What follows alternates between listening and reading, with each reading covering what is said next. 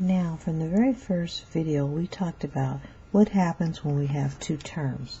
If you recall, we talked about you look to first see if you factor out. There's nothing to factor out of this one. Then we're going to look at what we call the difference of squares. So we're going to practice doing the difference of squares. If you notice, the first term is a perfect square, and the second one is also a perfect square, and it's separated by minus. So what I'm going to do for this one is I'm going to set up my parentheses. I know one's going to be a positive, one's going to be a negative. I'm going to split up my m, one here and one here. And then what I'm going to do next is also then look at what's the square root of 64, which happens to be 8. And now I've completed everything there. There's nothing else that I can do. So now let's take a look at another one that I have for you.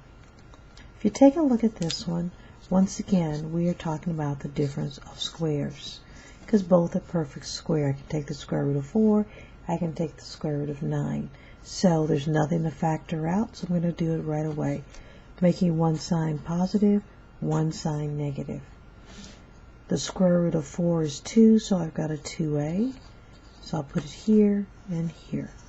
The square root of 9 is 3, so I'll put a 3 here and a 3 here as well. So now I have the difference of squares. And now the very last one, just as a practice, one more. What we have, once again, is very similar to the same thing. I'm going to set up my two parentheses, put a plus and a minus, separate the w's, take the square root of 9, which is 3, and now I've completed the difference of squares. Now let's look at the other one that we talked about as well. We talked about what happens when you happen to be working with two terms, but they're not perfect squares, but they happen to be, let's review now, the difference in sum of cubes. So here in this one we're going to talk about the difference and sum of cubes. When we talk about the sum of cubes, which is what we have first, notice here the first one's a perfect cube and the second one's a perfect cube. First thing I'm going to do is I'm going to set up my parentheses, what we talked about before. One is a little larger than the other, I would say. What happens, whatever this sign is here, don't forget, it becomes a plus. And then what happens when we do that, we have alternating minuses and a plus. I'm going to now take the cube root of x, put it here. The cube root of 8 happens to be 2. So now, to fill in the rest of the three terms, I'm going to take the first one here and square it. The last one here, and I'm also going to square, and we know that 2 squared is 4. And then just multiply the two together. And this now becomes my answer. Okay, let's do another one. This time though, notice I have a perfect cube, and the cube root of 27 is 3, because 3 times 3 times 3 gives me 27. So therefore, I'm going to set up my two parentheses again, putting a, this time it's a negative that goes, and then this time we have two positives. Notice on both problems, there's always one negative and two positives. I'm going to take the cube root of this. Cube root of 27 is 3.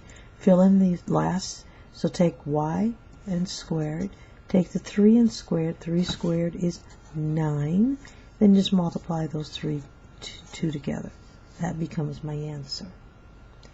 One more, a couple more, just to make sure that you have the concept. We're going to do the same thing here. Notice here what happens. Perfect cube is 8. Is 2, and the perfect cube root of 27 is 3. So once again, there's a plus. So I can do the same thing. I'm going to set up my two sets of parentheses. That's a positive.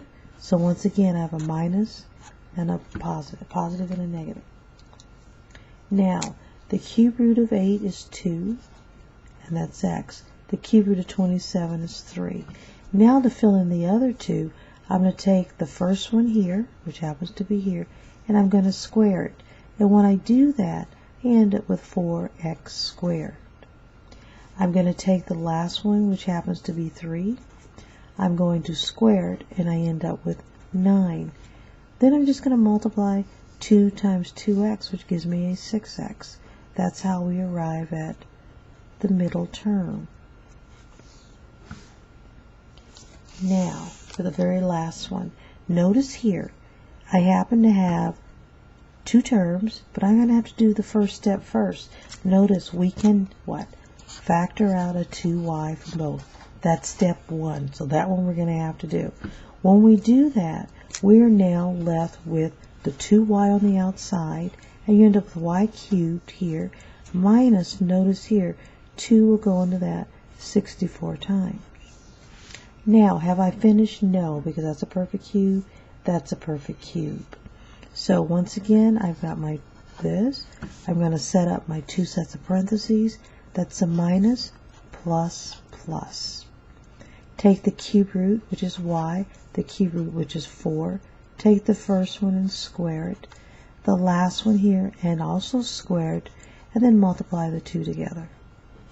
Now I have completed this particular problem.